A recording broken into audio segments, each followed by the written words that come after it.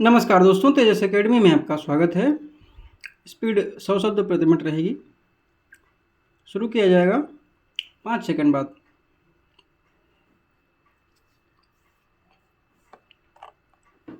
उन्नीस सौ 80 का दशक भारत के लिए सामाजिक, आर्थिक और राजनीतिक चुनौतियों से भरा रहा। इस समय देश को कई गंभीर समस्याओं का सामना करना पड़ा।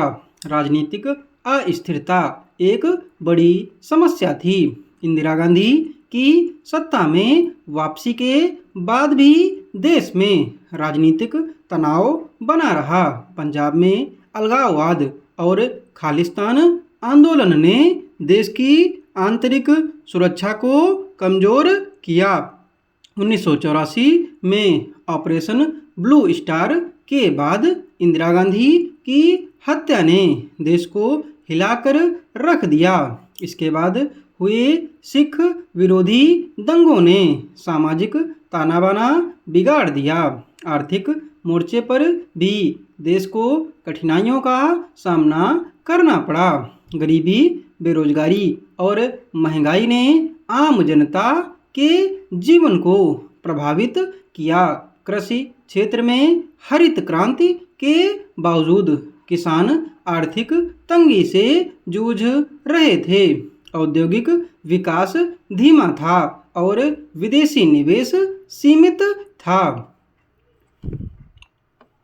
माननीय अध्यक्ष महोदय, मैं इस सदन के माध्यम से देश के नागरिकों को यह विश्वास दिलाना चाहता हूं कि सरकार जनता की समस्याओं के प्रति पूरी तरह से संवेदनशील है। आज हम जिस चुनौतीपूर्ण दौर से गुजर रहे हैं उसमें सरकार की प्राथमिकता है कि हर नागरिक को सामाजिक और आर्थिक सुरक्षा मिले।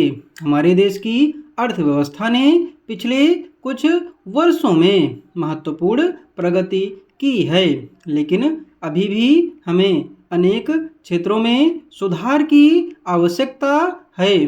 खासकर कृषि, शिक्षा और स्वास्थ्य के क्षेत्र में सरकार ने ठोस कदम उठाए हैं, जिससे आमजन को सीधा लाभ मिल रहा है। सरकार ने कृषि क्षेत्र को मजबूत करने के लिए कई महत्वपूर्ण योजनाएं शुरू की हैं। प्रधानमंत्री किसान सम्मान निधि योजना के तहत किसानों को प्रतिवर्ष वित्तीय सहायता दी जा रही है, जिससे उनकी आर्थिक स्थिति मजबूत हो रही है। इसके अलावा सरकार ने सिंचाई सुविधाओं का विस्तार किया है और उर्वरकों की आपूर्ति सुनिश्चित की है। इससे कृषि उत्पादन में उल्लेखनीय वृद्धि हुई है। किसानों को उनके उत्पादों का उचित मूल्य मिले, इसके लिए सरकार ने न्यूनतम समर्थन मूल्य में भी बढ़ोतरी की है। जैविक खेती और आधुनिक तकनीकों को अपनाने के लिए भी किसानों को प्रोत्साहित किया जा रहा है। माननीय अध्यक्ष महोदय, शिक्षा के क्षेत्र में भी सरकार ने महत्वपूर्ण कार्य किए हैं। नई शिक्षा नीति के तहत देश के हर कोने में गुणवत्तापूर्ण शिक्षा उपलब्ध कराने का लक्ष्य रखा गया है।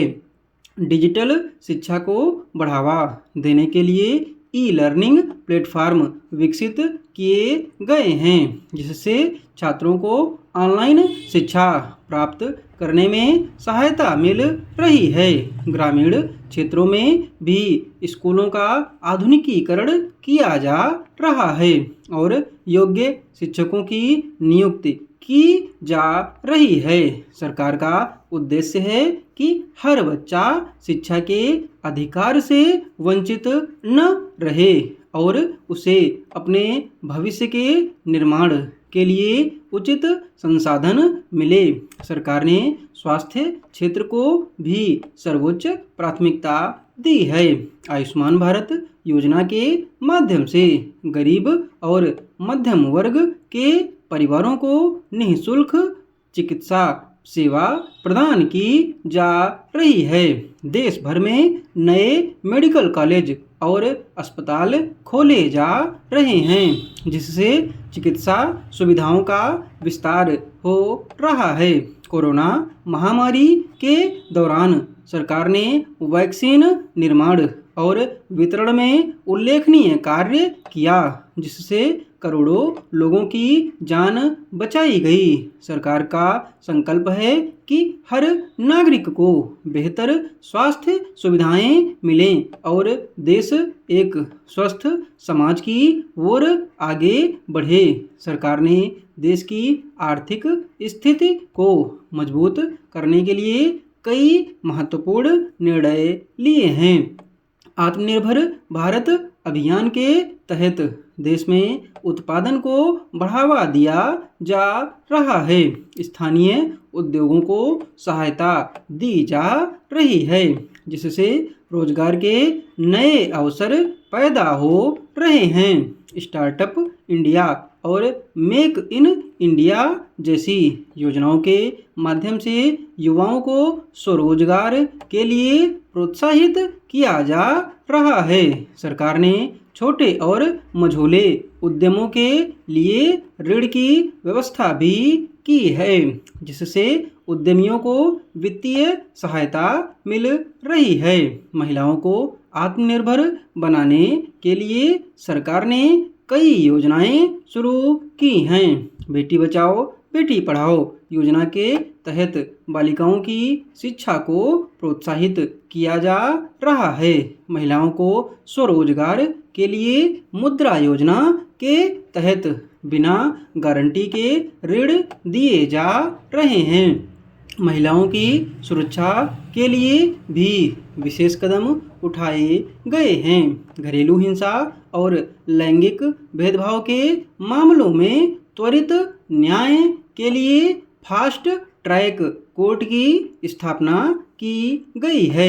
सरकार का उद्देश्य है कि महिलाओं को समान अधिकार मिले और वे सामाजिक और आर्थिक रूप से सशक्त बने।